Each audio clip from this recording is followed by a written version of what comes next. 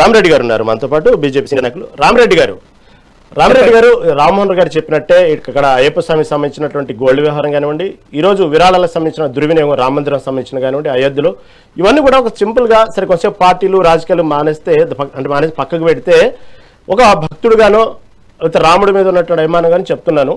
ఇక్కడ అయ్యప్ప స్వామి అయినా సరే, ఇక్కడ రామ మందిరం దగ్గర అయినా సరే, ఎక్కడైనా సరే చాలా దగ్గరగా ఉండే వ్యక్తులు, అంటే లేచిన దగ్గర నుంచి ఆ బాలరాముని దగ్గరగా ఉండే సేవలు చేసుకునేటువంటి వాళ్ళు కానివ్వండి, ఇక్కడ అయ్యప్ప స్వామి దగ్గర కానివ్వండి, ఎవరైనా వాళ్ళు సహజంగా ఇంకా భయం భక్తులతో కూడుకొని ఉండాలి. అయినప్పటికీ కూడా అక్కడ ధనం ముందు ధర్మం అంటే భయం లేదా?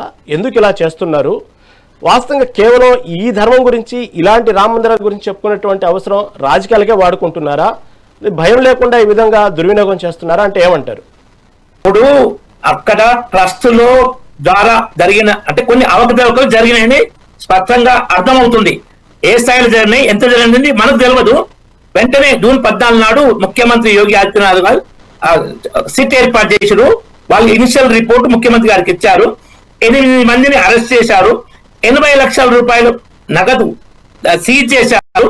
వాళ్ళకి ఇప్పుడు మళ్ళీ ఇవాళ 14 రోజుల రిమాండ్ విధించారు. అది ఏంటంటే ఆ సిట్ పనిచేస్తుంది. దేశ ప్రజలకు ముఖ్యంగా ఈ రామ భక్తులకు యోగి ప్రభుత్వం మీద అవకాశం ఎందుకు ఇచ్చారు? అంత అవకాశం ఎందుకు ఇచ్చారు? ప్రపంచ వ్యాప్తంగా తీసుకున్న విరాళాలు కేవలం ఎండిటికల గురించే మాట్లాడుతున్నారు. ప్రపంచ వ్యాప్తంగా విరాళాలు ఏం చేశారు? ఇప్పటి వరకు ఏం చేశారు? అంత పెద్ద దేశవ్యాప్తంగా నిర్మించిన అయోధ్య రామ మందిరం గురించి అంతగా పోరాడిన వాళ్ళు దానికి సంబంధించిన టెక్నికల్ టీం ఎందుకు ఏర్పాటు చేసుకోలేకపోయారు? మొత్తం జరిగిన తర్వాత ఇప్పుడు ఎందుకు సిట్ ఏర్పాటు చేస్తున్నారు?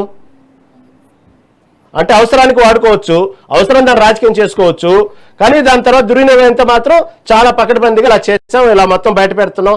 అసలు అంత దూరం ఎందుకు? చేతులు కాదు ఆ ఆకులు పట్టుకోవటం ఎందుకు? కానీ సుప్రీం కోర్టుకు కానీ ఇది అర్జెంట్ అనిపించకుండా కొంతమందికి ఎందుకు చాలా అర్జెంట్ అనిపిస్తుంది. అదే విచిత్రంగా ఉంది. ఈ భక్తులకు లేనిది ప్రభుత్వం మీద పూర్తి నమ్మకం ఉంది. ఏది యూపీ ప్రభుత్వం మీద, ముఖ్యమంత్రి మీద రామ భక్తులకు పూర్తి నమ్మకం ఉంది. ట్రస్ట్ మీద నమ్మకం సడిలింది. అందులో ఏం అనుమానం లేదు. దాని విషయంలో చర్యలు తీసుకుంటారు. ఆ ఎంక్వైరీ జరిగినాక, ఆ రిపోర్ట్ వచ్చినాక చట్టపరంగా చర్యలు తీసుకుంటారు.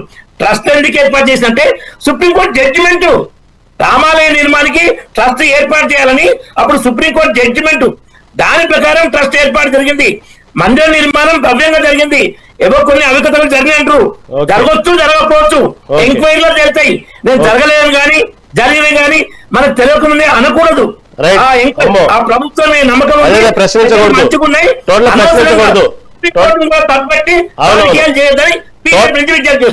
ప్రశ్నించకూడదు, అంతేనా? దొంగతనం కూడా చాలా అందంగా జరిగింది, దాని విచారణ కూడా చాలా ప్రశ్నించకూడదు. ప్రశ్నించడం అంటే రాజకీయం చేసినట్టే ఉండాలి. ఓకే.